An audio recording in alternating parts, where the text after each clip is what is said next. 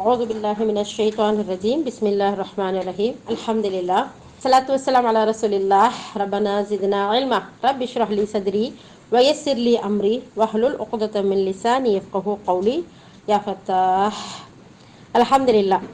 அல்லாஹுடைய மாபெரும் கருணை அவனுடைய கிருபையை கொண்டு நம்ம ஆரம்பம் செய்கிறோம். அல்ஹம்துலில்லாஹ். சூரா காஃப். இந்த சூரா காஃப் வந்து அல்ஹம்துலில்லாஹ் 50வது சூரா. இதில் இருந்து குர்ஆனை ஒரு 7 பார்ட்டாக பிரிச்சிருப்பாங்க. ஆரம்பத்துல இருந்து 7 மன்சில்கள், 1 2 3 4 7 நாளைக்கு ஒரு நாளைக்கு ஒரு மன்சில் அப்படின்னு சொல்லிட்டு ஓதுறதுக்கு கணக்கு வச்சு அறிஞர்கள். அதுல இது 7வது மன்சிலா இருக்கக்கூடியதான் சூரா காஃப். இது ரொம்ப அற்புதமான ஒரு சூரா. அதுல இப்ப நம்ம படிச்சோம் 23ல இருந்து 29 வரைக்கும். அல்லாஹ் சுப்ஹானஹு வ தஆலா நிறைய விஷயங்களை முன்னாடி சொல்லியிருப்பான். இப்ப அதோட தொடர் தான். அதாவது வந்து அதோட தொடர்ல அல்லாஹ் சுப்ஹானஹு வ தஆலா சொல்றான், ஒவ்வொரு மனிதனுக்கும் அல்லாஹ் மலக்குகளை பாதுகாவலர்களை ஏற்படுத்தியிருக்கானா? இருக்கா? தெரியுமா? ஆமாவா? எத்தனை மலக்குகள்? 8 பேரா? ஒரு ஆளுக்கா? ஓ சுப்ஹானல்லாஹ். பாருங்க, அப்போ இவ்வளவு மலக்குகள் அல்லாஹ் சுப்ஹானஹு வ தஆலா ஏற்படுத்தியிருக்கான்.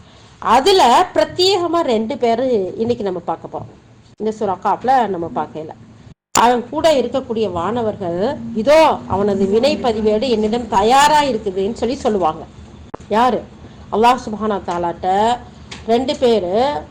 ஒரு மனிதன் ரெடியா இருக்கிறான்னு சொன்னா மறுமையில போய் இறைவனை சந்திக்கும் போது அந்த நேரத்துல சொல்லுவாங்க, அவன் கூட இருக்க வானவர்கள், இதோ இவனோட பதிவேடு என்கிட்ட ரெடியா இருக்குது.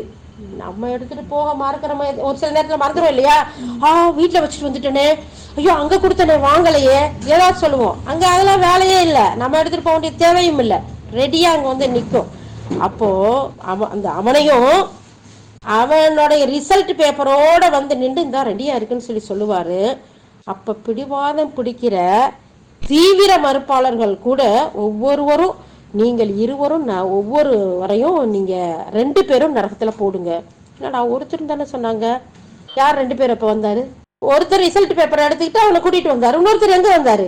அல்லாஹ் தஆலா சொல்றான், குடிவாதமா இருக்கக்கூடிய இறை மறுப்பாளர்கள் ஒவ்வொருத்தரையும் நீங்க 2 பேரும் தூக்கி போடுங்க உள்ள அப்படின்னு சொல்றாங்க. வாங்க அந்த 2 பேர் யாருன்னு பார்ப்போம். அடுத்து, அவன் நன்மையை தீவிரமாக தடுப்பவன், எல்லை மீறுபவன், சந்தேகம் கொள்பவன். எப்படிப்பட்டவனா இருந்தாவன்? எதுக்காக பிடிச்சி நரகத்துல போட சொல்றான்ல அப்படின்னு சொன்னா, நன்மையை தீவிரமா மறுத்தானா. அதெல்லாம் முடியாது சொல்றாங்க தானே, இந்த காலத்துக்கு ஒத்து வராது, எங்க குடும்பத்துக்கு ஒத்து வராது, இந்த நாட்டுக்கும் ஒத்து வராது சொல்றோம் தானே. எவ்வளவு பேர் சொல்றதை பாக்குறோம் இல்லையா? சில நேரத்துல நம்மளே ஒரு சில விஷயங்களை அல்லாஹ் சொல்லிட்டு அல்லாஹ் நீ காப்பாத்து, ஏதோ சந்தர்ப்பத்தான் சொல்றவங்களும் இல்லாம இல்லை, அவங்க பாதுகாக்கணும். அப்போ நன்மையை தீவிரமா தடுக்கக்கூடியவனா இருந்தான், அளவுக்கு மீறி எல்லை மீறி போகக்கூடியவனா இருந்தான், சொல்லக்கூடிய விஷயங்கள்லாம் சந்தேகம், நம்பிக்கையே கிடையாது, அப்படிப்பட்டவனா இருந்தான் அப்படின்னு அல்லாஹ் தஆலா சொல்றான். அதனால அவனை பிடிச்சி 2 பேரும் உள்ளத்துக்கு போடுங்க. அப்போ அவன் அல்லாஹ்வுடன் வேறு இறைவனையும் இணை கற்பித்தான். நன்மையை தடுத்தது மட்டும் இல்ல, தீவிரமா சந்தேகம் கொண்டது மட்டும் இல்ல, எல்லை மீறி நடந்தது மட்டும் இல்ல, அல்லாஹ்வுக்கு இணையும் வச்சான். அப்படிப்பட்ட இணை கற்பிக்கக்கூடியவனாவும் இருந்தான். அது மட்டும் இல்லாம நீங்க 2 பேரும் அவனை கடுமையான வேதனையில போடுங்க. அடுத்தும் அல்லாஹ் தஆலா சொல்றான், நீங்க 2 பேரும் அவங்கள பிடிச்சி கடுமையான வேதனையில போடுங்க. இந்த நேரத்துல இவன் கூட அல்லாஹ் தஆலா மலக்கை எப்படி சாட்டி இருக்கிறானோ, முன்னாடி பின்னாடி வலது இடது கீழே மேல நைட்டு பகலு, இப்படி பல ஷிப்ட்களா பல மாதிரி அல்லாஹ் தஆலா வச்சிருக்கானோ, அதே மாதிரி ஒரு ஷைத்தானை கூட ஏவி விட்டுருக்கான் ஒவ்வொருத்தருக்கும். அப்போ அவன் கூட இருக்கிற ஷைத்தான் சொல்லுவானா, வாலண்டரியா அவசரமா முந்திக்கிட்டு ஓடி வந்து சொல்லுவானா, இறைவா இவனை வந்து நான் எல்லாம் மீற நான் செய்யல, நான் என்ன செய்யல, இவனை நான் வந்து எல்லாம் மீற செய்யல, மாறா இவன் தான் வந்து ஆழமான தீய வழியில இருந்தான். பாவி, இங்க அழகாக்கி காட்டுறதெல்லாம் காட்டிட்டு, கூப்பிடுறதெல்லாம் கூட்டிட்டு, விருப்பமா ஏற்படுத்திட்டு, சந்தோஷத்தையும் குஷியும் ஆட்டத்தையும் பாட்டத்தையும் போட்டுட்டு அங்க வந்து அவன் சொல்றான், யாழ்லா நான் இவனெல்லாம் வழி கெடுக்கல, யாழ்லா இவன் தான் எல்லாம் மீறினவனா இருந்தான் அப்படின்னு சொல்லுவான். அப்போ நீங்க எனக்கு முன்னால இன்னைக்கு தர்க்கம் பண்ணி சண்டைய போட்டுக்கிட்டு ஒருத்தருக்கு ஒருத்தர் பிரச்சனை பட்டுக்கிறதுல வேலையே இல்லை. வேலையா? ஆனா நான் உங்களுக்கு இதுக்கு முன்னாடியே நீங்க இந்த மாதிரி சண்டை போடக்கூடாது, தர்க்கம் செய்யக்கூடாது, ஒருத்தரை இன்னொருத்தர் சாடக்கூடாது, குறை சொல்லக்கூடாது, பழி போடக்கூடாது, இப்படிங்கிறதுக்காக முன்னாடியே நான் என்ன செஞ்சுட்டேன், எச்சரிக்கை செய்யக்கூடியவங்கள உங்களுக்கு அனுப்பிட்டேன். அல்லாஹ் சுப்ஹானஹு வ தஆலா சொல்லுவான். சொல்லிட்டு சொல்றான், என்ன வந்த வார்த்தைகள் என்னுடைய வார்த்தைகள் மாற்றமே இல்லை. சொன்னது தான். அப்போ ஒரு பேச்சு இப்போ ஒரு பேச்சா மனிதர்களிடத்துல பாக்குறோம்ல. இல்லம்மா தெரியாம அப்ப சொல்லிட்டேன், ஆனா சூழ்நிலை மாறிடுச்சு தானே, புரிஞ்சுக்குவானாம நீங்க கொஞ்சம் அட்ஜஸ்ட் பண்ணிக்கங்க, இதெல்லாம் சொல்றோம். ஆனா அல்லாஹ் சுப்ஹானஹு வ தஆலா சொல்லுவானா அப்படி இல்ல. வார்த்தை மாற்றம்ங்கிறது என்கிட்ட கிடையாது. அடியார்களுக்கு நான் அநியாயம் செய்பவனும் இல்ல அப்படிங்கிறதே அல்லாஹ் சுப்ஹானஹு வ தஆலா சொல்றான். அப்ப முதல் வசனத்துல அல்லாஹ் தஆலா சொல்றான், ஆதமுடைய மகன், அதாவது மனிதனுடைய செயல்களுக்கு பொறுப்பு வழங்கப்பட்டுள்ள வானவர்கள், அவங்கள பத்தி தான் அல்லாஹ் தஆலா முதல் வசனத்துல சொல்றான். அவன் கூட இருக்கக்கூடிய வானவர் அவனோட பதிவேடோட அவனோட ரிசல்ட் பேப்பரோ வருவாரு.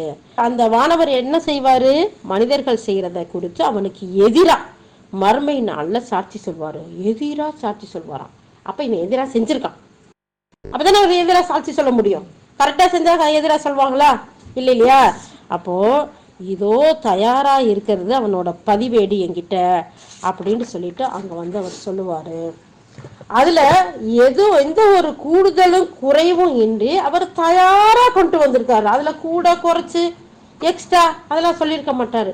மனிதர்களுடைய தன்மை ஒண்ணு என்ன அப்படின்னு சொன்னா, சந்தர்ப்பத்துக்கு தகுந்த மாதிரி கூட்டி குறைச்சுக்குருவாங்க.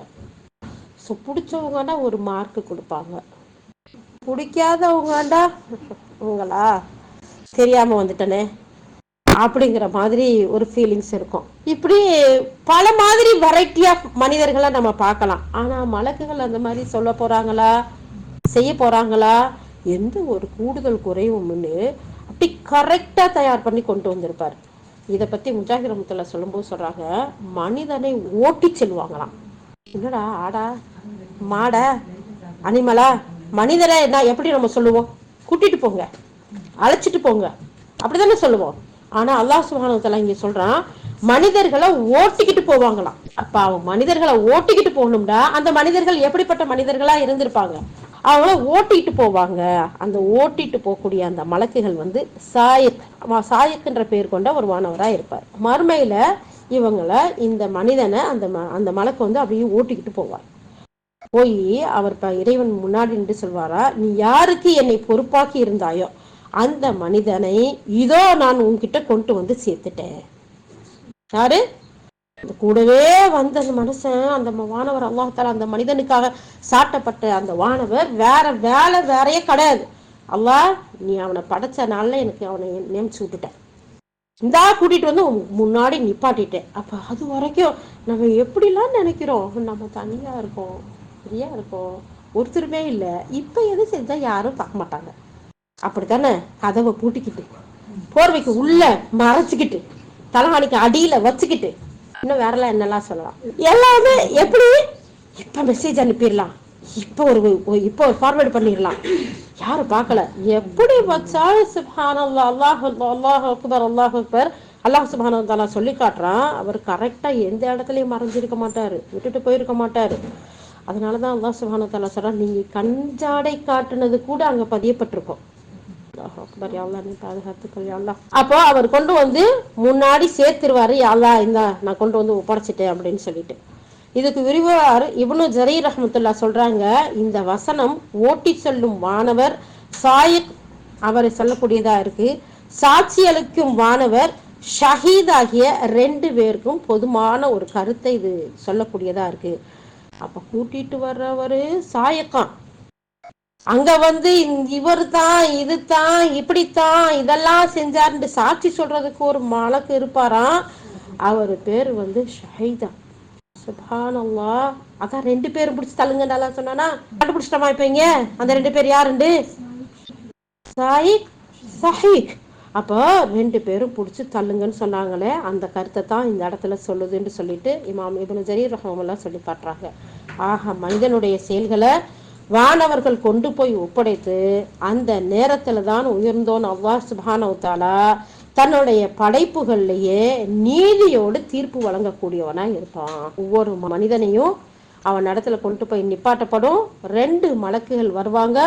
ஒருத்தர் பிடிச்சி இழுத்து ஓட்டிக்கிட்டு போறவரா இருப்பாரு, இன்னொருத்தவர் பேப்பரோட வந்து சாட்சி சொல்லக்கூடியவரா இருப்பாரு. அந்த இடத்துல சொல்றாங்க, பிடிவாதம் பிடிக்கிற தீவிரமான இறை மறுப்பாளர்கள் இருக்காங்கல்ல, அவங்க ஒவ்வொருவரையும் நீங்கள் இருவரும் நரகத்தில் போடுங்கள் அப்படின்னு அல்லாஹாலா சொல்றான். அடுத்த வசனம் 24வது வசனம். 23ல அவங்களுடைய ரிசல்ட் பேப்பரோட கொண்டு போய் ஜாயின் பண்றாங்க, அல்லாஹ் இடத்துல கொண்டு போய் நிப்பாட்டுறாங்க. 24வது வசனத்துல அல்லாஹாலா சொல்றான், நீங்க 2 பேரும் பிடிச்சி இவனை தூக்கி உள்ள போடுங்க. ஏன் நீங்கள் 2 பேருமே போடுங்க. அல்லாஹாலா சொல்றான், இந்த இருமையான சொல், இந்த ஏவல் விலை சொல் இங்க பயன்படுத்தப்பட்டிருக்கு. இது வந்து அரபி மொழியில இலக்கிய அறிஞர்களுக்கிடையே கருத்து வேறுபாடுகளை நிலவக்கூடியதா இருக்கு.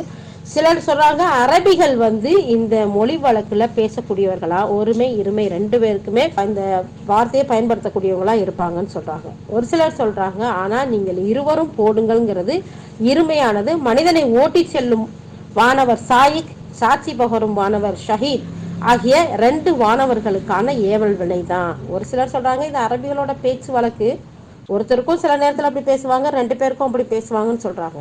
ஆனா இன்னும் சிலர் சொல்றாங்க இல்ல, அந்த 2 பேருக்கும் சொல்லப்பட்ட சொல்லுதான் அப்படிங்கிற மாதிரியும் அறிஞர்களுக்கு மத்தியில 2 விதமான கருத்து இருக்கு.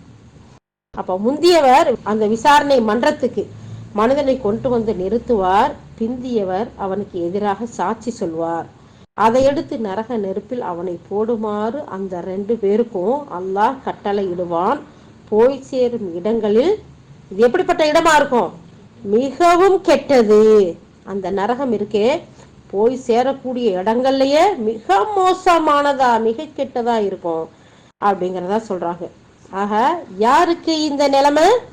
பிடிவாதம் பிடிக்கிற ஒவ்வொரு தீவிர மறுப்பாளர்களுக்கும். எவ்வளவு சொன்னாலும் சரி, தர்க்கம் குதர்க்கம் பேச்சு அதுலதான் இருப்பாங்களே தவிர ஏற்றுக்கொள்ளக்கூடிய மனப்பான்மை இருக்கிறது ரொம்ப கஷ்டமா இருக்கு மனிதர்களுக்கு மத்தியில. சுப்ஹானல்லாஹ். ஒரு சில நேரத்துல என்ன கவலையா இருக்குதுன்னு சொன்னா, இறை மறுப்பாளர்களா எல்லாம் காபிர்கள்னு சொல்லிட்டான் இல்லையா, சொல்றாங்க தானே. அப்ப அவங்க மறுக்கத்தான் செய்வாங்க, நிராகரிக்கத்தான் செய்வாங்க. ஆனா முஸ்லிம்கள்ல, முஸ்லிமான தாய் தந்தைக்கு பிறந்த மனிதர்கள்ல பாத்தீங்கன்னா அவங்க பேசக்கூடியது ஒரு தடவைலாம் ஒருத்தர் சொல்றாரு, அல்லாமே வந்திருந்தா இதை மாத்தி இருப்பான், இந்த சட்டமெல்லாம் எனக்கு இஸ்லாத்துல பிடிக்கல, இதெல்லாம் மாத்தினா நல்லா இருக்கும். என்னம்மா இது நம்ம வீட்டு சட்டமா, நம்ம எழுதிக்கிட்டதா, நாட்டு சட்டமா, இல்ல ஊருக்கு உள்ளதா? சுப்ஹானல்லாஹ். அப்போ திருப்பி திருப்பி அங்க ஒரு 5-6 பேர் இருக்கிறாங்க. நிறைய பேர் எல்லாம் படிச்ச மனிதர்கள் தான், நிறைய எஜுகேட்டட் பீப்புள் தான், சும்மா லோக்கலா இருக்கிறவங்க எல்லாம் இப்படி பேசல. அப்போ பேசுறாங்க, இல்ல இதெல்லாம் எனக்கு இஸ்லாத்துல பிடிக்காத விஷயம், அல்லாஹ்வுடைய சட்டங்களை. அப்ப அதைத்தான் அல்லாஹ் தஆலா சொல்றான், பிடிவாதமா பேசக்கூடியவர்களை, இறை மறுப்பாளர்களை அந்த நரகத்துல போடுங்க. அவங்க பிடிவாத குணம் கொண்டவர்களா இருப்பாங்க. ஒவ்வொரு வரையும் நீங்கள் 2 பேரும் பிடிச்சு அவங்கள போடுங்க. அவங்க பிடிவாதமா இருப்பாங்க, நன்மை செய்யறவங்களுக்கு தடுக்கக்கூடியவர்களா இருப்பாங்க. பார்த்தோம் இல்லையா, நன்மை செய்யக்கூடியவர்களையும் தடுக்கக்கூடியவர்களா அவங்க இருப்பாங்க. அது மட்டும் இல்லாம இங்க தீவிர மறுப்பாளர்கள் சொல்றதுக்கு கஃபார் அந்த சொல்ல அல்லாஹ் தஆலா பயன்படுத்தி இருக்கிறான். சத்தியத்தை கடுமையா மறுத்து பொய்யென நிராகரிக்க கூடியவர்கள் இதுக்கு பொருள் சொல்லி காட்டுறாங்க. அப்ப பிடிவாதம் பிடிக்கிறவங்க அப்படிங்கிறதுண்டா தெரிந்துக்கிட்டே வீம்புக்காக சத்தியத்தை மறுத்து அசத்தியத்தை ஆதரிக்க கூடியவர்களா இருப்பாங்க. தெரியும் இதெல்லாம் நன்மை, இதெல்லாம் செய்யக்கூடாது, இப்படித்தான் வாழணும், இப்படித்தான் இருக்கணும், இது உண்மைதான், ஏத்துக்கிற மாதிரிதான் இருக்கு. ஃபிரௌன் எப்படி இருந்தான்? உண்மைன்னு விளங்கி இருந்தா நம்ம மறுத்தான். அது மாதிரி அன்னைக்கு ஃபிரௌன் இருந்தா இன்னைக்கு ஃபிரௌன் இல்லைன்னு இல்லை. அன்னைக்கு ஒரு ஃபிரௌன் தான், இன்னைக்கு ஏராளமான பிரவுன்களை பாக்குற மாதிரி இருக்குது. சுப்ஹானல்லாஹ், அல்லாஹ் பாதுகாக்கணும். அப்போ அடுத்து அல்லாஹ் தஆலா 25வது வசனத்துல சொல்றான், அவன் நன்மையை தீவிரமாக தடுக்கக்கூடியவனா இருக்கிறான், தன் மீது உள்ள கடமைகளை அவன் நிறைவேற்ற மாட்டான், பெற்றோரை ஆதரிக்கிறது, உறவுகளை அரவணைக்கிறது, தர்மம் செய்யறது, இப்படி எந்த நன்மைகளையும் செய்ய மாட்டானா. அல்லாஹ் கொஞ்சம் லிஸ்ட் எடுத்து பார்ப்போமா, எப்படியெல்லாம் இதெல்லாம் நம்ம கிட்ட இருக்குதா? எல்லாம் பாதுகாக்கணும் இல்லையா? அல்லாஹ் தஆலா சொல்லி காட்டுறான், தன் மீது சுமத்தப்பட்ட கடமைகளை நிறைவேற்ற மாட்டான். அதுல முதல்ல அல்லாஹ்தஆலா எனக்கு வழிபடுங்கள், அடுத்து பெற்றோருக்கு வழிபடுங்கள், பெற்றோர்களை பேணுங்கள், அவர்களுக்கு மரியாதை செய்யுங்கள், அவர்களுக்கு நன்றியோட நடந்துக்கங்கன்னு அல்லாஹ் சொல்றான்.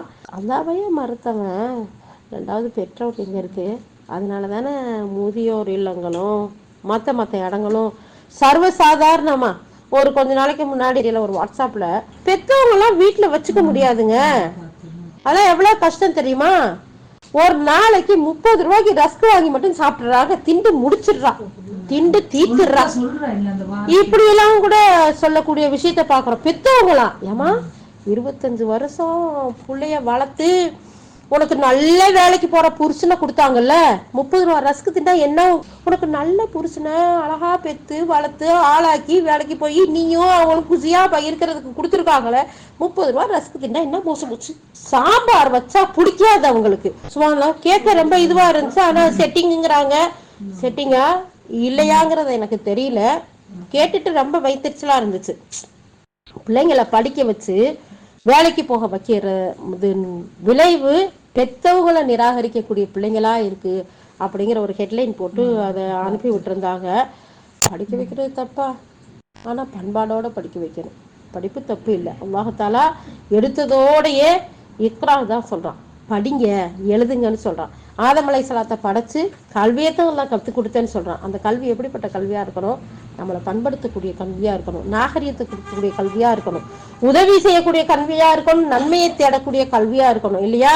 அப்ப இந்த இடத்துல பாருங்க, அல்லாஹ்வை முதல்ல நிராகரிச்சுட்டான். இந்த அடுத்த 25வது வசனத்துல அவன் மேல உள்ள கடமையை சரியா செய்ய மாட்டான், பெற்றோரை ஆதரிக்க மாட்டான், உறவுகளை அரவணைக்க மாட்டான். உறவுகள் வந்தா விரட்டி விடுறவங்க எவ்வளவு பேர் இருக்காங்க தெரியுமா? இல்ல நாங்க வெளியே போறோம்னு சொல்லுங்க, போன் பண்ணுவாங்க, வரலாமான்னு கேட்டு, இல்ல இல்ல ஏங்க நீங்க பாட்டு அவசரப்பட்டு சொல்லிடாதீங்க, நம்ம வெளியே போகணும். அப்புறம் இதுக்கு ஒரு அழகான ஒரு ஜோக்கு கூட, அழகாங்களா குர்ஆன் வசனம் நம்ம பேசிட்டு இருக்கோம், இருந்தாலும் ஒரு ஞாபகத்துக்காக சொல்றேன். அவசரமா சொல்லுவா, எங்க உங்க வீட்டுல இருந்து போன் வந்துச்சு, உங்க மாமி வர்றாங்களாம், உங்க மச்சினிச்சி வர்றாங்களாம், அட்டை புடிங்க, கோழியா அடிங்க, குருமாவை கொதிக்க வைங்க, இப்படிலாம் சொல்லுவா. எல்லாம் வாங்குவாங்க, ஆக்குவாங்க, எல்லாம் செய்வாங்க. அடுத்த நாள் கால் வரும், அவங்க மாமியா மாமனார வர்றாதுண்டு. அங்க இருந்து ஓடி யாருவா, ஐயோ எனக்கு குது குது குது குதுன்னு வருது. என்னவா குது குது குது குதுன்னு வருதான். அத அந்த சொல்லுவா, என் கொலா அடியில சண்டை போட்டு ஜெயிச்ச என் அண்ணி கொரோனாவுல வந்த குது குது கூட பரவாயில்ல, இவளுக்கு ஓடி போய் படுத்துருவானா. ஏன்டி நேத்து கோழிய பொடி ஆட்டைப்பொடி மாட்டைப்பொடின்னு சொன்ன, இன்னைக்கு எங்க குது குதுன்னு உள்ள நிலைமைகளை. சுப்ஹானல்லாஹ், அல்லாஹு அக்பர், அல்லாஹு அக்பர். அல்லாஹ்தஆலா சொல்றான் பாருங்களேன், நன்மை செய்ய மாட்டானா, பெற்றோரை பேண மாட்டாங்களாம், உறவினர்களை ஆதரிக்க மாட்டாங்களாம். அப்படியே நேர்மாறா அல்லாஹ்வுடைய தூதர் ஸல்லல்லாஹு அலைஹி வஸல்லம் சொல்றாங்க, உங்களுக்கு ஆயுள் நீளமா வேணுமா, உங்களுக்கு நிறைய பரக்கத்து வேணுமா, செல்ஃப்ல சாமான்லாம் வைக்க முடியாத அளவுக்கு வேணுமா, உறவு ஆதரிங்க, உற்றார் உறவினர்களோட சேர்ந்து வாழுங்க. அல்லாஹ் உங்களுடைய ஆயுள் காலத்தை நீளமா கொடுப்பான், ரிசுக்க நிறைய கொடுப்பான். 50 சம்பாரிச்சுட்டு வரணும்னு போனவர் 500ஓட வருவார், 500 எதிர்பார்த்து போனவர் 5000ஓட வருவார், இல்லையா? அப்ப அல்லாஹ் ரிசுக் அந்த வரக்கூடிய மனுஷருக்கு சேர்த்து உங்ககிட்ட ரிசுக்க கொடுக்குறான், அதான் அவங்க வர்றாங்க, இல்லையா? அப்ப இந்த மனிதர்கள் எப்படிப்பட்டவங்க இருக்கிறாங்க? தன்னுடைய கடமையை கூட நிறைவேற்றது இல்ல, தன்னுடைய பெற்றோரையும் ஆதரிக்கிறது இல்ல, உற்றார் உறவினர்களையும் அரவணைக்க மாட்டாங்க. அடுத்து தாய் தகப்பனையே ஆதரிக்கல, உற்றார் உறவனையே பேணலங்கல, தர்மத்துக்கு எங்க போறது? தர்மமும் செய்ய மாட்டாங்க, எந்த நன்மைகளையுமே செய்ய மாட்டாங்கன்னு அல்லாஹ் சுப்ஹானஹு வ தஆலா சொல்றான். இந்த தொடர்ல வரும்போது அவன் எல்லை மீறுபவனா இருக்கிறான். அதாவது தான் செய்கிற செலவினங்கள்ல அவன் எல்லை மீறி நடந்துக்கிறான் அப்படின்னு சொல்றாங்க. இதுக்கு கத்தாதா ரஹ்மத்துல்லாஹ் சொல்லும் போது அவனுடைய சொல்லு, அவனுடைய நடத்தை, அவனுடைய காரியம் எல்லாத்துலயும் எல்லை மீறி போவான், எதுலையுமே இஸ்லாம் சொல்லக்கூடிய வரம்புகள் இருக்காது அப்படிங்கிறத சொல்றாங்க. தான் செய்யக்கூடிய காரியங்கள்ல சந்தேகத்தோடையே இருப்பான், தன்னுடைய காரியங்கள்ல நோட்டமிட்டு ஓரைய சந்தேகத்திலேயே ஆழ்த்துவான். அவனும் சந்தேகத்துல இருப்பான், அடுத்தவர்களையும் சந்தேகத்திலேயே அழுத்தக்கூடியவர்களா இருப்பான். இப்படிப்பட்ட மனிதனாவும் இந்த மனிதன் இருப்பான். யாரு? அல்லாஹ்வை நிராகரிக்கக்கூடியவன், வரம்பு மீறி நடக்கக்கூடியவன், நன்மைகள்ல இருந்து தடுக்கக்கூடியவன், நன்மைகள் தானும் செய்ய மாட்டான், பிறரையும் செய்ய விட மாட்டான் அப்படிங்கிறத பார்க்கலாம். அடுத்து 26வது வசனம். அதுல அல்லாஹ் சுப்ஹானஹு வ தஆலா சொல்றான், அல்லாஹுடன் வேறு இறைவனை கற்பித்தான். எனவே நீங்க 2 பேரும் அவனை கடுமையான வேதனையில போடுங்க. முதல்ல புடிச்சு 2 பேரும் நரகத்துல போடுங்க. இப்போ நரகத்திலேயே கடுமையான வேதனையில தூக்கி போடுங்க. அல்லாஹுக்கு இணை கற்பித்து அவனோட அவன் அல்லாதவனை வழிபட்டவனை நீங்கள் 2 பேரும் கடுமையான வேதனையில தள்ளுங்க அப்படின்னு சொல்லக்கூடிய இந்த வசனத்துக்கு அபூ சயீத் அல் குத்ரி ரலியல்லாஹு அன்ஹு சொல்றாங்க, நரகத்துல இருந்து கழுத்து போன்ற ஒரு பகுதி இருக்கும். நரகத்துல என்ன இருக்குமா? கழுத்து மாதிரியான ஒரு பகுதி வெளிப்பட்டு மக்களுக்கு குறுக்கே வந்து ஆவேசத்தோட பேசுமா. இன்றைய தினம் நான் 3 மீது ஏவி விடப்பட்டுள்ளேன். 3 பேர் மேல நான் என்னை அல்லாஹ் சாட்டி விட்டுருக்கான், ஏவிட்டுருக்கான். யார் யாரு? நம்பர் 1, பிடிவாதம் பிடிக்கக்கூடிய ஆதிக்கமா நடந்துகிட்ட மனிதன் ஒவ்வொருத்தர் மீதும். 2வது, அல்லாஹுக்கு இணை கற்பித்த, அல்லாஹுவோடு வேறு கடவுளையும் கூட்டாக்கி கொண்டவர்கள் மீது. 3வது, எந்த கொலையுமே செய்யாத ஒருத்தரை இவங்க கொலை செய்யறாங்க, அப்படி கொண்டவர் மீது. இந்த 3 பேர் மீதும் நான் ஏவி விடப்பட்டிருக்கிறேன். பின்னர் அது அவர்களுக்கு குறுக்கே நின்று கொண்டு அவர்களை நரகத்தின் முதன்மையான பகுதியில் தூக்கி எறியும். அந்த கழுத்து மாதிரி உள்ளது, அது எப்படி பிடிச்சி தூக்கி வரும்? கழுத்தே இங்க பாருங்க தண்டு மாதிரி தானே இருக்குது. அல்லாஹ் பாத எப்படி படிச்சிருப்பான். முஸ்னத் அஹமதுல மேலும் தப்சீர் இப்னு கசீர்ல 22வது அத்தியாயத்துல 1-2 வசனங்களோட விரிவுரையிலையும் இந்த ஹதீஸை மென்ஷன் பண்ணியிருக்காங்கன்னு இமாம் இப்னு கசீர் ரஹ்மத்துல்லாஹ் சொல்லி காட்டுறாங்க.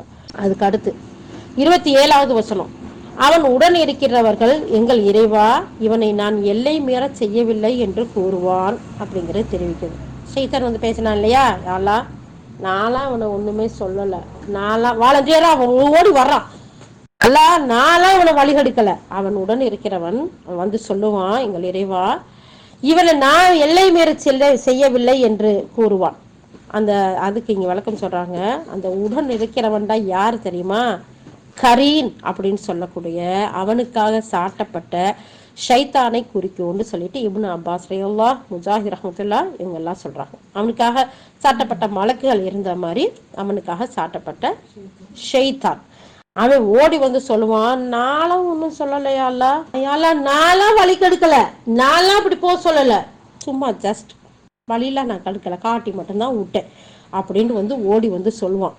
அப்போ அந்த ஷைத்தான் யாருக்கு சாட்டப்பட்டிருந்தானோ அந்த மனிதன் மறுமை நாள்ல இறை மறுப்பாளனாக வரும்போது அவனோட இருக்கக்கூடிய ஷைத்தான் அவனிருந்து விலகிடுவான். பின்னர் அவன் எங்கள் இறைவா நான் இவனை எல்லை மீற எந்த இடத்துலயும் செய்யவே இல்லை அப்படின்னு சொல்லுவான், நான் அவனை வழி கெடுக்கல அப்படின்னு சொல்லுவான். அதே தொடர்ல மாறா இவன் தான் ஆழமான தீய வழியில் இருந்தான் என்று அவன் ஷைத்தான் சொல்லுவான், இவன் தான் தீய வழியில இருந்தான், நான் சும்மா காட்டி விட்டேன், அவன் எல்லா பக்கமும் போயிட்டு வந்துட்டான், எனக்கு எந்த பொறுப்புமே இல்லை அப்படின்னு சொல்லுவான்.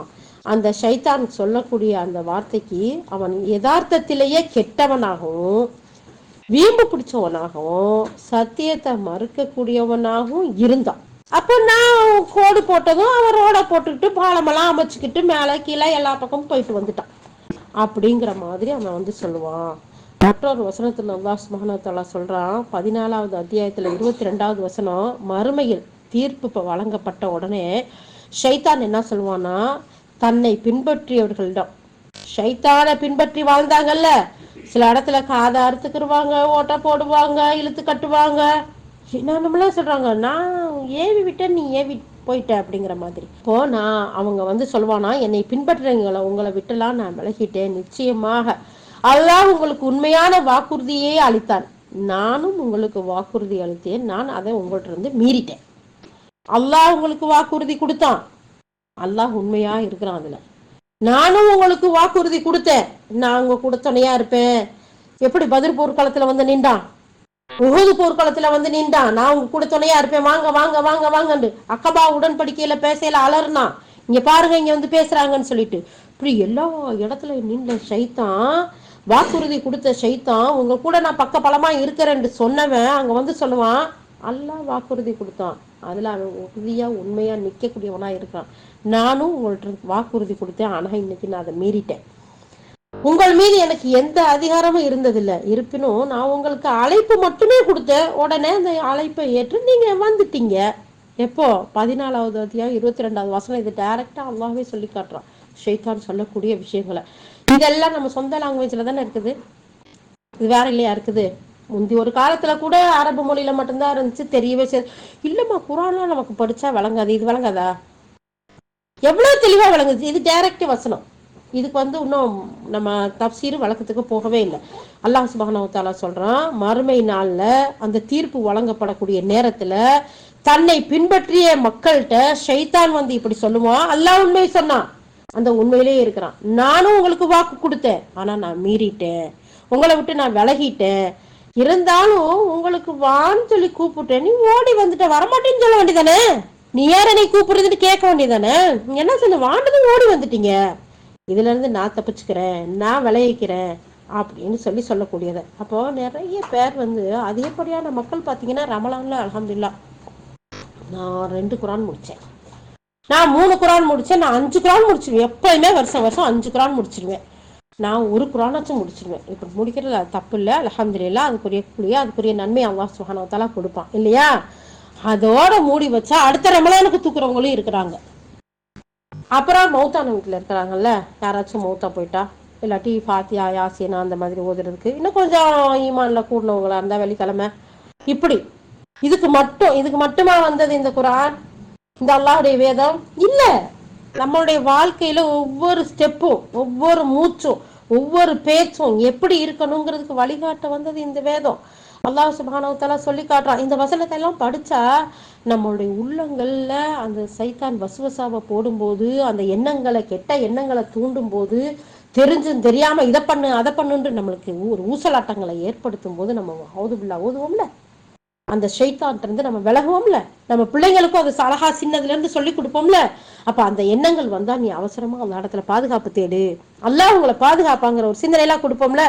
ரமலான்லயும் மௌத்தான வீட்லயும் யாசின்லயும் காஃப்லயும் ஓதிட்டு மூடி மூடி மூடி மூடி வச்சு வச்சு கவர்ல வச்சுட்டு கவர் வேற போடணும், அது கிளவுஸா என்ன போடலாம், துணியை பிடிச்சு தூக்கலாமா, இதுல எல்லாம் பெரிய பெரிய சர்ச்சைகள் இருக்குது. ஆனா குரான் எடுத்து படிங்கப்பா, ஒவ்வொரு வீட்லயும் இதை படிச்சுக்கிட்டு வந்திருந்தா வளமையா ஒரு நாளைக்கு ஒரு பேஜ் சொல்லுங்க. எத்தனை வேலை செய்யறோம், எத்தனை ப்ரோக்ராம் பார்க்குறோம், எத்தனை விஷயங்கள் செய்யறோம், ஒரு நாளைக்கு ஒரு பேஜ் குரானை படிச்சுக்கிட்டே வாங்களேன். அப்ப அந்த நினைவூட்டலோடயே இருக்கிறோம். அப்படி இல்லாம தூக்கி தூக்கி மூடி வச்சுட்டு போய் விளங்கலன்னு சொன்னா எப்படி விளங்கும்? அப்ப மறுமையில இந்த நிலைமை தானே வந்து நிற்கும். அல்லாஹ் பாதுகாக்கணும் இந்த நிலைமையில இருந்து நம்ம அனைவரையும் இன்ஷா அல்லாஹ். அப்ப அல்லாஹ் தஆலா சொல்றான், மறுமையில அல்லாஹ்வுக்கு முன்னாடி வந்து நின்று இந்த ஷைத்தான் சொல்லுவான், யா அல்லாஹ் நான் இவங்களை எந்த ஒரு வழிகெடுக்கவும் இல்லை, இவன் யதார்த்தத்திலே வீம்பு பிடிச்சவனா இருந்தான், யதார்த்தத்திலே சத்தியத்தை மறுக்கக்கூடியவனா இருந்தான், அதனால நான் இதுக்கு பொறுப்பு இல்லைன்னு சொல்லுவான். அல்லாஹும் சொல்லி காட்டுறான், அவன் கொடுத்த வாக்குறுதியில அவன் மீறிடுவான், அவன் மோசம் பண்ணிடுவான் அப்படிங்கிறத அல்லாஹ் தஆலா சொல்லி காட்டுறான். அதுக்கடுத்து 28வது வசனம், வல்லமை மாண்புமிக்க அல்லாஹ் மனிதனையும் அவனோட இருக்கக்கூடிய ஜின் இனத்தையும் சேர்ந்த சைத்தானையும் நோக்கி அன்னைக்கு சொல்லுவான், முன்னதாகவே அவ்விருவரும் உயர்ந்தோன் அல்லாஹ்வின் முன்னிலையில் தகராறு செய்து கொண்டு இருப்பார்கள், தர்க்கம் செய்து கொண்டு இருப்பார்கள். மனிதன், என் இறைவா, என்னிடம் நினைவூட்டல் வந்த பின்பும் அதிலிருந்து என்னை இவன் நிச்சயமாக வழி தவற செய்துட்டான்னு சொல்லுவான். மனுஷன் சொல்லுவானா, என்கிட்ட வழிகாட்டுதல் வந்துச்சு, அதெல்லாம் நான் பார்த்தேன் கேட்டேன், ஆனாலும் இவன் என்னை வழிகெடுத்துட்டான், இவன் என்னை மிகச்சிட்டான், என்னை தூண்டணும், என்னை இப்படி எல்லாம் பண்ணணும், அவசவசவை ஏற்படுத்தினான், அதன் காரணமா தான் நான் போயிட்டேன் அப்படின்னு சொல்லுவான். அதுக்கு ஷைத்தான் சொல்லுவான், எங்கள் இறைவா, நான் ஒன்னும் அவனை எல்லை மீற செய்யல, மாறாக அவன் தான் ஆழமான தீய வழியில, அதாவது சத்திய வழிக்கு மாறா மிகவும் தூரமான தீய வழியில அவன் தான் இருந்தான். அவன் ஏத்துக்கிறாம அவன் வழிகாட்டல் வந்துச்சுங்கிறத உறுதியா இருக்க வேண்டியதானே. அவனை கைய பிடிச்சா இழுத்தேன், சாடதானே காட்டுனேன், அப்படி இருந்து இவன் வந்து இவனோட மனோ இச்சையை பின்பற்றி இவன் அதுல தீவிரமா இருந்துட்டு இன்னைக்கு ஏமல சாக்க சொன்னா நான் பொறுப்பு இல்ல அல்லாஹ் அப்படின்னு அப்ப சொல்லுவான். அப்பதான் அல்லாஹ் சுப்ஹானஹு வ தஆலா சொல்லுவான், நீங்கள் எனக்கு முன்னால, அதாவது வந்து எனக்கு பக்கத்துல தர்க்கம் செய்யாதீங்க, நான் முன்னாடியே உங்களுக்கு எச்சரிக்கை செய்யக்கூடிய ஒரு எச்சரிக்கையை நான் உங்களுக்கு அனுப்பிட்டேன். இறை தூதரின் வாயிலாகவும் உங்களுக்கு அவகாசம் அளித்து சாக்கு போக்குக்கான வாய்ப்பை அடைச்சிட்டேன். வேதங்களை இறக்கி வச்சுட்டேன். உங்களுக்கு எதிரான சான்றுகளும் ஆதாரங்களும் நிறைப்பெற்று விட்டுறது. இன்னைக்கு என் முன்னாடி நீங்க என்ன செய்யாதீங்க, சண்டை போடாதீங்க, தர்க்கம் பண்ணாதீங்க, நீங்க இப்படி சண்டை போடக்கூடாதுன்னு தான் பல லட்சம் தூதர்களை நான் அனுப்பி வச்சேன். அழகான வழிகாட்டுதலான வேதத்தையும் நான் அனுப்பி வச்சேன். அதன்படி அவர் வாழ்ந்தும் காட்டினார். ஏதோ தியரியாவா நபி ஸல்லல்லாஹு அலைஹி வஸல்லம் மற்ற இறை தூதர்கள் சொல்லிட்டு போனாங்க இல்லையா? அவங்க உண்மையிலே வாழ்ந்தும் காட்டினாங்கல்ல. அதுக்கும் மேல ஒவ்வொரு நபிமார்களும் அந்த சமுதாயம் அழிய போகல சொல்லிட்டு போவாங்க. நீங்க இந்த நிலைமைக்கு ஆளாகக்கூடாதுன்னு தானே நாங்க இதெல்லாம் சொன்னோம், நீங்க இப்படி கிடக்குறீங்களே அப்படின்னு சொல்லிட்டு ஒவ்வொரு நபிமார்களும் சொல்லிட்டு போவாங்க. அப்போ அந்த மாதிரி அல்லாஹ் சுப்ஹானஹு வ தஆலா சொல்றான், உங்களுக்கு இறை தூதர்கள் மூலமாகவும் இறை வேதத்தின் வழியாகவும் நான் உங்களுக்கு எல்லா சான்றுகளையும் ஆதாரங்களையும் வழிகாட்டுதலையும் கொடுத்துட்டேன். அதுக்கு பின்னாடியும் நீங்க இங்க வந்து நீதான் சொல்லிட்டு ஒருத்தர் சாடுறது சண்டை போடுறது பிரயோஜனம் இல்லை. என் முன்னாடி இன்னைக்கு தர்க்கம் பண்ணாதீங்க அப்படின்னு சொல்லி அல்லாஹ் தஆலா சொல்லுவான். அடுத்து 29வது வசனம், என்னிடம் வார்த்தை மாற்றம் எதுவுமே இல்லை அல்லாஹ் சொல்லி காட்டுறான். இதுக்கு முஜாஹித் ரஹ்மத்துல்லாஹ் சொல்லி காட்டுறாங்க. அதுக்கு விளக்கம் சொல்லல, நான் முடிவு செய்யப்பட வேண்டியதை முடிவு செஞ்சுட்டேன், இனி மாற்றம் ஏதும் இல்லை, மாற்றங்கிற அந்த பேச்சுக்கே இடம் இல்லை அப்படின்னு அல்லாஹ் தஆலா சொல்லுவான். அது தொடர்ந்து அடியார்களுக்கு நான் அநீதி இழைக்கக்கூடியவனும் இல்லைங்கிறத அல்லாஹ் தஆலா சொல்றான். எல்லா வழிகாட்டுதலும் உங்களுக்கு வந்துருச்சு, ஆனா நீங்க நிராகரிச்சுட்டு போனீங்க. ஆனா இன்னைக்கு நான் முடிவு செஞ்சுட்டேன், இதுல எந்த ஒரு மாற்றமும் கிடையாது, அடியார்களுக்கு நான் அநியாயம் செய்யக்கூடியவனும் இல்லைன்னு அல்லாஹ் தஆலா சொல்றான். அதாவது ஒருவர் இழைத்த குற்றத்திற்காக மற்றொருவரை வேதனை செய்ய மாட்டேன், மாறாக அவர் இழைத்த குற்றத்துக்காக அவரை நான் வேதனை செய்வேன். யார் தப்பு செஞ்சாங்களோ அவங்களுக்கு தான் தண்டனை, மற்றவங்களுக்கு இல்லை. அதே நேரத்துல கூடுதல் தண்டனையாண்டா கூடுதல் தண்டனையும் இல்லை. எப்படி நன்மைக்கு அல்லாஹ் தஆலா சொல்றான், நன்மைக்கு கூலி நன்மையும் அதை போன்ற அதிகமும் அல்லாஹ் தஆலா கொடுப்பானா, தீமைக்கு கூலி தீமையும் அதை போல அதிகம் எங்கேயாச்சும் ஒரு இடத்துல சொல்லியிருக்கானா? இல்ல. தீமை கூலி தீமை ஒண்ணு மட்டும்தான், ஒரு பாவம் தான் ஒண்ணுதான். ஆனா ஒரு நன்மைடா அல்லாஹ் நாடுனா பல மடங்கு கொடுக்குறேங்கிறான், இன்னும் அதிகமாகவும் தருவேங்கிறான். அப்போ இன்னைக்கு நான் யாரையும் அதுக்கு அதிகமா வேதனை செய்ய போறது இல்லை. நான் யார் எந்த அளவுக்கு தீமை செஞ்சாங்களோ அந்த அளவுக்கு தான் வேதனை செய்வேன். அதுவும் அவனுக்கு எதிரான சான்று நிலை பெற்ற பின்னாடிதான், உறுதிப்படுத்த பின்னாடிதான் அவனுக்கும் அந்த வேதனையை தவிர அதிகப்படியா நான் மனிதர்களுக்கு அநியாயம் செய்யக்கூடியவன் இல்லை அப்படிங்கிற செய்தியோட 29 வசனம் இங்க முடியுது. அப்போ 23ல இருந்து 29 வசனங்கள் வரைக்கும் நம்ம பார்த்தோம். அதுல அல்லாஹ் சுப்ஹானஹு வ தஆலா அந்த வானவர்கள் இந்த மனிதனை கொண்டு வந்து தன்னுடைய ரப்புக்கு முன்னாடி நிப்பாட்டுறது, அவங்களுடைய பதிவேடுகளை கொண்டு வந்து கொடுக்கறது, அந்த பதிவேட்டுல இருக்கக்கூடிய விஷயங்களை பார்த்து அன்னைக்குமே அலறி ஒரு பிரயோஜனம் இல்லை. அல்லாஹ் தஆலா 2 பேரோட கொண்டு வந்து அந்த 2 பேரும் நேர கொண்டு போய் பிடிச்சி தள்ள வேண்டிய இடத்துல தள்ளிட்டு தான் போறாங்க கடைசி வரைக்கும். அல்லாஹ் தஆலா அந்த விஷயத்துல அந்த இடத்துல தர்க்கம் பண்ணும்போது, நீங்க இன்னைக்கு தர்க்கம் பண்ணாதீங்க, இவங்க ஒரு பிரயோஜனம் இல்லை, நான் உங்களுக்கு அநியாயம் செய்யக்கூடியவன் இல்லை அப்படிங்கிற செய்தியோட இந்த வசனத்தை பார்த்து முடிச்சிட்டோமா? 30வது வசனத்துல அல்லாஹ் தஆலா சொல்றான், அன்று நரகத்திடம் உனது வயிறு நிரம்பி விட்டதா அப்படின்னு சொல்லி கேட்போம். அது இன்னும் இருக்கிறதா, இன்னும் இருக்குதா அப்படின்னு சொல்லி திருப்பி கேட்குமா. இப்போ ஏற்கனவே இந்த யாஜூஜ் மௌஜூஜ் கூட்டத்தை பத்தி சொல்ல அல்லாஹ் சுப்ஹானஹு வ தஆலா நாளை மறுமையில ஆதம் அலைஹிஸ்ஸலாத்தை கூப்பிட்டு ஒவ்வொரு 1000 பேர்லயும் ஒருத்தரை விட்டுட்டு மிச்சத்தை பூரா நரகத்துக்கு அனுப்புன்னு சொல்லுவாங்க. அப்ப சஹாபாக்கள் அதை பார்த்துட்டு ரொம்ப பதறி போய் அழுகுறாங்க, பயப்படுறாங்க. என்னது 999 ஒண்ணு தானா? அப்ப நம்ம எப்படிங்க இல்ல? அப்ப நபி ஸல்லல்லாஹு அலைஹி வஸல்லம் அதுக்கு விளக்கம் சொல்லுவாங்க. யாஜூஜ் மௌஜூஜ் கூட்டம்னு ஒருத்தவங்க இருக்கிறாங்க, இன்னும் நிறைய நிராகரிப்பாளர்களா இருக்காங்க, நீங்க கவலைப்படாதீங்க, அவங்கள தான் நிறைய பேர் போவாங்க அப்படின்னு.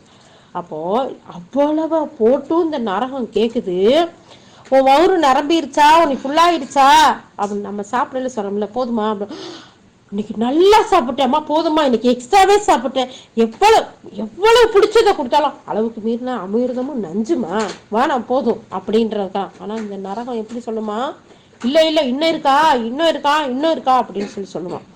இங்க 1வது வசனத்துல உயர்ந்தவனாகிய அல்லாஹ் சுப்ஹானஹு வ தஆலா மறுமை நாள்ல நரகத்தை நோக்கி உனக்கு வயிறு நிரம்பிருச்சா அப்படின்னு சொல்லி கேட்பான். அதுக்கு அது இன்னும் இருக்குதா இன்னும் இருக்குதா அப்படின்னு சொல்லி திருப்பி கேட்கும் அப்படின்னு அல்லாஹ் சுப்ஹானஹு வ தஆலாவே சொல்றான். அதாவது எனக்கு இன்னும் கூடுதலா தர எதுவும் இருக்குதான்னு அந்த நரகம் கேட்குமா. அதுதான் இந்த வசன ஓட்டத்திலிருந்து வெளியாகக்கூடிய ஒரு விஷயமா அதனுடைய மீனிங்கா இருக்குது. இதையே நபிமொழிகளும் இதையே தான் சொல்லி காட்டுது.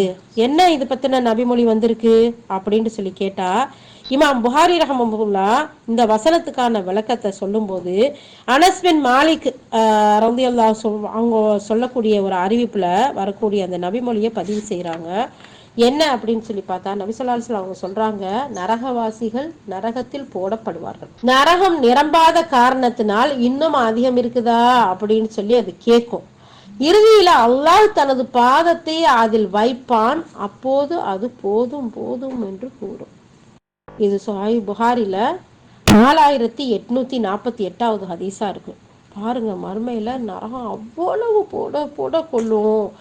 கடைசியில அல்லாஹ்வே கொண்டு போய் தன்னுடைய பாதத்தை அங்க வைப்பான். அப்ப அதுக்கு பின்னாடிதான் அது நிரம்பும் போதும்னு சொல்லும் அப்படிங்கிற அளவுக்கு சொல்றாங்க. இது முதல் ஹதீஸ். ரெண்டாவது ஹதீஸ், அல்லாஹ்வுடைய தூதர் ஸல்லல்லாஹு அலைஹி வஸல்லம் சொல்றாங்க, நரகவாசிகள் நரகத்தில் போட்டுக்கொண்டே இருப்பாங்க.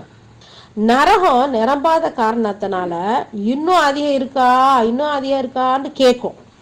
இறுதியில கண்ணியத்தின் அதிபதியான இறைவன் நரகத்தில் தனது பாதத்தை வைப்பான். உடனே அந்த நரகத்தின் ஒரு பகுதி இன்னொரு பகுதியோட ஒட்டும்.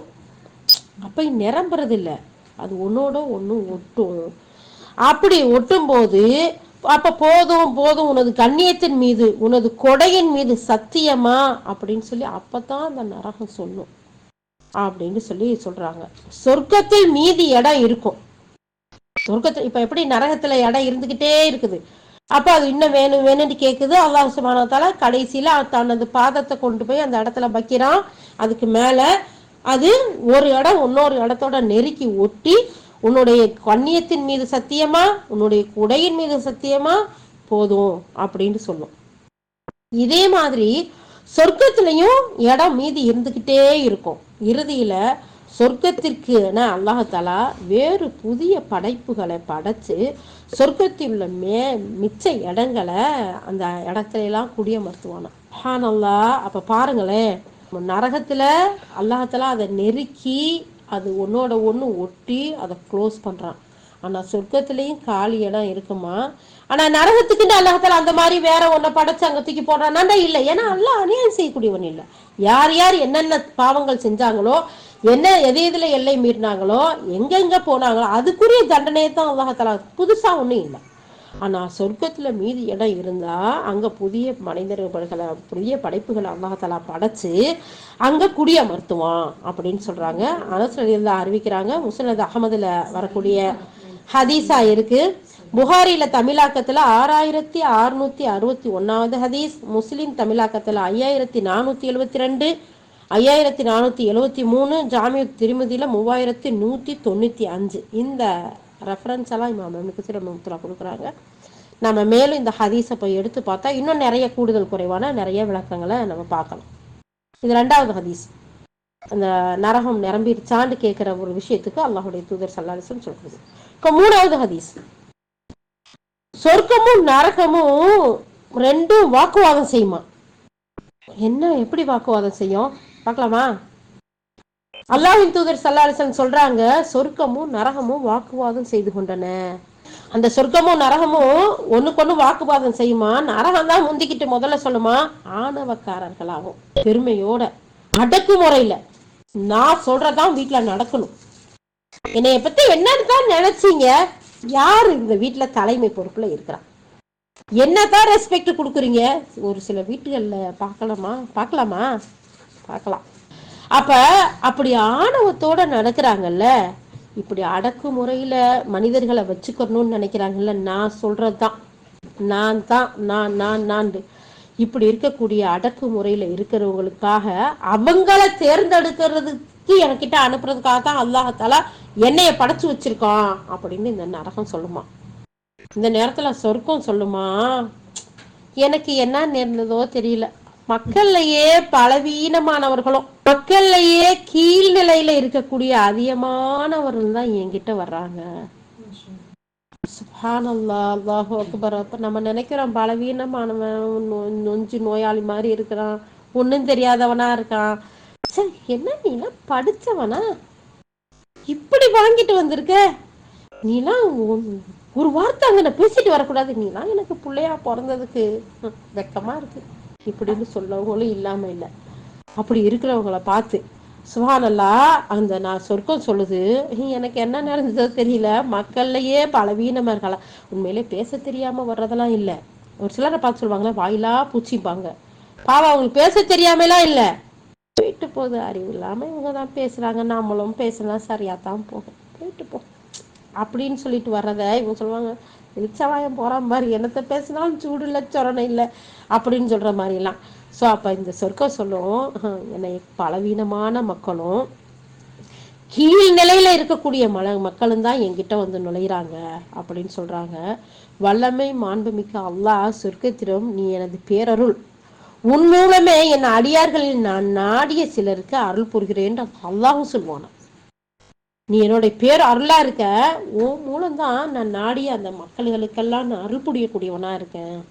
நரகத்திலும் நீதான் நான் வழங்கக்கூடிய வேதனை, உன் மூலம்தான் என்னுடைய அடியார்களில் நான் நாடிய சிலருக்கு வேதனையை கொடுக்கிறேன்னு அல்லாஹ் சுப்ஹானஹு வ தஆலா சொல்லுவானா.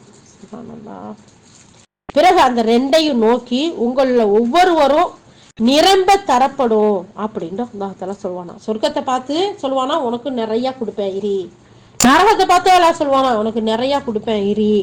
ஆனா நரகமோ இறைவன் தனது காலை தன் மீது வைக்காத வரை நிரம்பாது.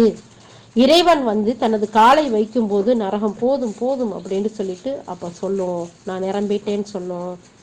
மேலும் நரகத்திற்கென புதிதா யாரையுமே அல்லாஹ் படைக்கிறது இல்ல, மாறா நரகத்தின் ஒரு பகுதி மற்றொரு பகுதியோடு அப்படி இணைக்கப்பட்டும் வல்லமையும் மாண்புமிக்க அல்லாஹ் தன் படைப்புகள்ல யாருக்குமே அநீதி இழைக்க மாட்டான். அதனால புதிய படைப்பை படைச்சு அங்க கொண்டு போய் போட மாட்டான். ஆனா சொர்க்கத்தின் மீது இருக்கும் அந்த அந்த மீதி இருக்கக்கூடிய அந்த இடத்திற்கு வல்லமை மாண்புமிக்க அல்லாஹ் புதிய சிலரை படைத்து அவர்களால் அதை நிரப்புவான். அறிவிப்பாளர் அபூ ஹுரைரா ரலியல்லாஹு அறிவிக்கிறாங்க, சஹீஹுல் புகாரி 4850, 7449 ஹதீஸாவும், சஹீஹுல் முஸ்லிம்ல 5470, 5471 ஹதீஸாவும் வருது. அப்ப இது 3வது ஹதீஸ். நரகம் நிரம்பிருச்சாங்கிறதுக்கு எத்தனை விளக்கங்களையும் எத்தனை ஹதீஸ்களையும் பார்க்கிறோம் பாருங்களேன். அடுத்து 4வது, அல்லாஹ்வுடைய தூதர் ஸல்லல்லாஹு அலைஹி வஸல்லம் சொல்றாங்க, சொர்க்கமும் நரகமும் வாதம் செய்து கொண்டன. நரகம் வந்து ஆணவக்காரர்களுக்கும் அடக்குமுறையாளர்களுக்கும் இருக்கக்கூடியதா நான் இருக்கிறேன்னு சொல்லுது. சொர்க்கம் வந்து எனக்கு என்ன நேர்ந்ததோ மக்களின் பலவீனர்களும் ஏழை மக்களுமே என்னுள்ள இருப்பாங்கன்னு சொல்லுது. ஏழையா இருக்கிறோம்னு யாரும் கவலைப்பட தேவையில்லை. அல்லாஹ்வுடைய ரசூல் சொல்லுவாங்க இன்னொரு ஹதீஸ்ல, பணக்காரர்கள் செல்வந்தர்கள் சொர்க்கத்துக்கு போறதுக்கு 500 வருஷத்துக்கு முன்னாடியே ஏழைகள் போயிடுவாங்களாம். அப்ப இவங்களுக்கு பாவம் கணக்குகள்லாம் கூடத்தானே, இங்க கணக்கு வரவு செலவு எல்லாம் பாக்குற மாதிரி அங்கேயும் கணக்குகள் கூடத்தானே. இன்னைக்கு நம்ம பாக்குறோம் செல்வந்தர்களை பார்த்து ஆஹா ஓஹோன்னு இருக்காங்களே, அல்லாஹ் நமக்கு இப்படி வச்சிருக்காரானே, ஒரு குடியிருக்க ஒரு வீடு ஆச்சிருக்கலாமே, ஒரு கார் ஆச்சிருக்கலாமே, ஒரு கார் இல்லாட்டியும் ஒரு பைக் ஆச்சிருக்கு, என்னென்னமோ சொல்றவங்க புலம்புறவங்க இருக்கிறாங்க தானே. இதெல்லாம் ஒரு மிகப்பெரிய சுப செய்தி. அல்லாஹ் சொர்க்கம் சொல்லுது, என்கிட்ட ஏழைகளும் பலவீனவர்களும் தான் இருக்கிறாங்க அப்படின்னு சொல்லுது. அப்போ இந்த ரெண்டுமே அல்லாஹ் தீர்ப்பளிப்பான் சொர்க்கத்திலும், நீதான் எனது பேரருள், உண்மையிலும் என்னுடைய அடியார்களுக்கு நான் நாடிய சிலருக்கு அருள் புரிகிறேன். சொர்க்கத்தை பார்த்து அல்லாஹ் தஆலா சொல்றான், நீதான் என்னுடைய பேரருள், உன் மூலம்தான் நான் அவங்களுக்கு நான் மிகப்பெரிய ஒரு சிறப்பை கொடுக்கக்கூடியவனா இருக்கேன். நரகத்திலும் நீதான் நான் வழங்கும் வேதனை, உன் மூலம் என் அடியார்கள் நான் நாடியவர்களுக்கு வேதனையை கொடுக்கிறேன்னு சொல்லி அல்லாஹ் சொல்லுவான். பிறகு அந்த ரெண்டையும் நோக்கி உங்களில் ஒவ்வொருவரும் நிரம்ப தரப்படும் என்று சொன்னான் அப்படிங்கிறாங்க. இந்த ஹதீஸ் அறிவிக்கக்கூடியவர் அபூ சயீத் அல் குதுரி ரலியல்லாஹு அறிவிக்கிறாங்க முஸ்னத் அஹ்மதுல. மேலும் சஹீஹ் முஸ்லிம்ல ரெஃபரன்ஸ் நம்பர் 5471 இந்த மாதிரியான ஹதீஸ் பதியப்படுதுன்னு சொல்றாங்க. அல்ஹம்துலில்லாஹ். ஸோ அப்போ 4 ஹதீஸை நம்ம பார்த்தோம். நரகம் நிரம்பிருச்சா அப்படிங்கிறதுக்கு சொர்க்கத்தையும் அல்லாஹ் தஆலா சேர்த்து சொல்றான். அப்ப நரகத்துக்கு போறவங்க யாரெல்லாம் இருக்கிறாங்கன்னு திரும்ப திரும்ப பார்த்தோம். புடிவாதக்காரவங்க, ஆணவக்காரங்க, பெருமை பிடிச்சவங்க, இறைவனை நிராகரிக்கக்கூடியவங்க, இன்னும் மேல என்ன பார்த்தோம், இணை வைக்கக்கூடியவங்க, கொலை செய்யறவங்க, மெயினான விஷயம் பெற்றோர்களை பேணாதவங்க, உறவினர்களை ஆதரிக்காதவங்க, சுப்ஹானல்லாஹ், நன்மை எதையும் செய்யாதவங்க, தர்மம் கொடுக்க இதையே செய்யல, எங்கிட்டு போய் தர்மம் கொடுக்கறது? பெத்தவங்களையே பேணலங்கல, கூட பிறந்தவங்க தானே உறவினர்கள் சொல்லல. யார் முதல்ல வருவா? உடன்பிறப்புகள். அம்மா கூட பிறந்தவங்க, பாப்பா கூட பிறந்தவங்க, நம்ம கூட பிறந்தவங்க, இதுதானே உறவினர்கள், இதுதானே ஒரு குடும்பம். இதையே பேணலங்கல, எங்கிட்ட எக்ஸ்ட்ரா தர்மம் வேற போய் கொடுக்கறது? இப்ப தர்மம் கொடுக்காதவங்க, இப்படிப்பட்டவங்க எல்லாம் புடிச்சு தள்ளுவாங்கிறத அங்க பார்த்தோம். இவங்கெல்லாம் சொர்க்கத்துல போயும் நிரம்பாதப்போ அல்லாஹ் தஆலா தன்னுடைய பாதத்தை வச்சு அதை நிரப்புவான் அப்படிங்கறத பார்த்தோம். சொர்க்கம் பலவீனவர்களுக்கும், ஏழைகளுக்கும், நன்மை செய்தவர்களுக்கும், வறியவர்களுக்கும் உள்ள சுப செய்தியா இருக்கு. சுப்ஹானல்லாஹ், இன்னைக்கு கஷ்டமோ நோயோ பிரச்சனைகளோ வரும்போது பொறுமையோட அல்லாஹ் இடத்துல நம்ம உதவி தேடணும்னு சொன்னா அல்லாஹ் சொர்க்கத்தை பரிசீலிக்கக்கூடியதா இருக்கான். எத்தனை இடத்துல அல்லாஹ் தஆலா சொல்றான் பாருங்க. சொர்க்கத்துக்கு சொல்றான், உன் மூலம் தான் நீ என்னுடைய பேரருளா இருக்க, நான் நாடிய அடியார்களுக்கு உன் மூலமா தான் கிருபை செய்யறேன், ரஹ்மத் செய்யறேன், நன்மை செய்யக்கூடியவனா இருக்கேன்னு அல்லாஹ் தஆலா சொல்றான். இவ்வளவு விஷயத்த பார்த்தோம். அதனால நம்ம ஒவ்வொருத்தரும் சோதனைகள், கஷ்டங்கள், பிரச்சனைகள் வரும்போது கவலைப்பட தேவையில்லை, புலம்ப தேவையில்லை, அங்கலாய்க்க தேவையில்லை.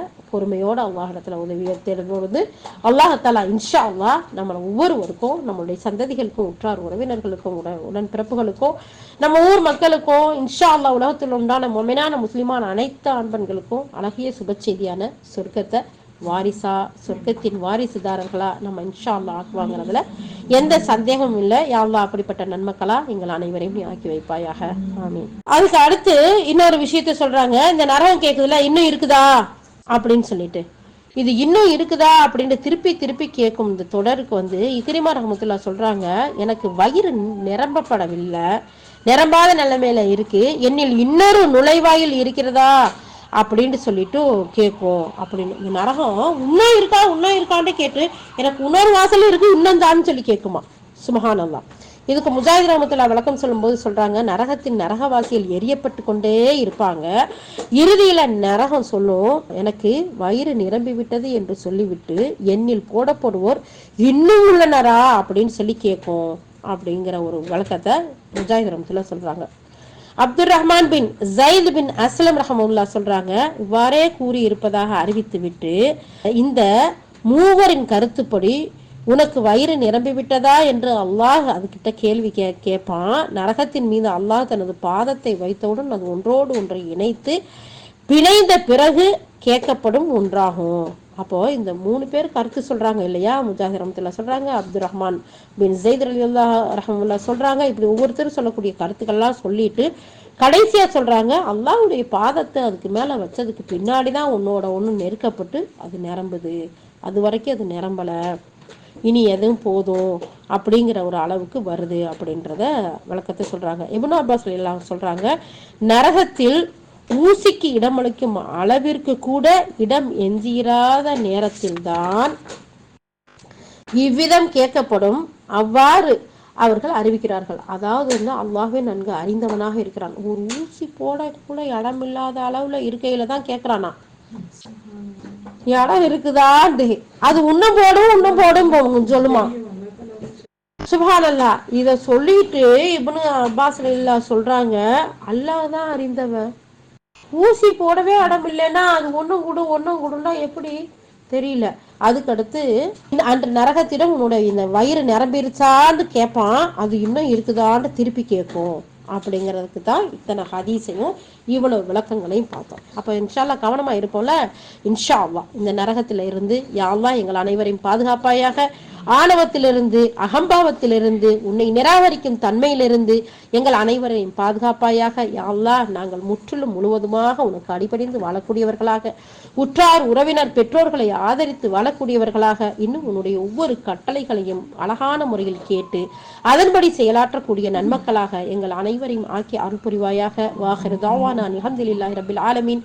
சுப்ஹானல்லாஹி வபிஹம்திஹி, சுப்ஹானக்கல்லாஹும்ம வபிஹம்திக, நஷ்ஹது அல்லா இலாஹா இல்லா அன்த, நஸ்தக்ஃபிருக வ நத்தூபு இலைக். சுப்ஹான ரப்பிக ரப்பில் இஸ்ஸத்தி அம்மா யசிஃபூன், வஸ்ஸலாமுன் அலல் முர்ஸலீன், வல்ஹம்துலில்லாஹி ரப்பில் ஆலமீன். அஸ்ஸலாமு அலைக்கும் வரஹ்மத்துல்லாஹி வபரகாத்துஹு.